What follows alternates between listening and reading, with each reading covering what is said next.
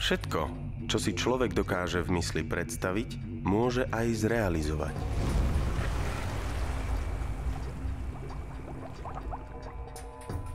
Niekto nám ale podsunul pravdu, že úspech sa meria majetkom.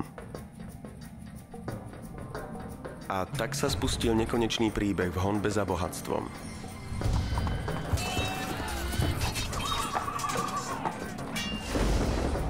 Jednoduché pravidlá hry na úspešného nás odnaučili zamyslieť sa nad tým, čo to vlastne úspech znamená.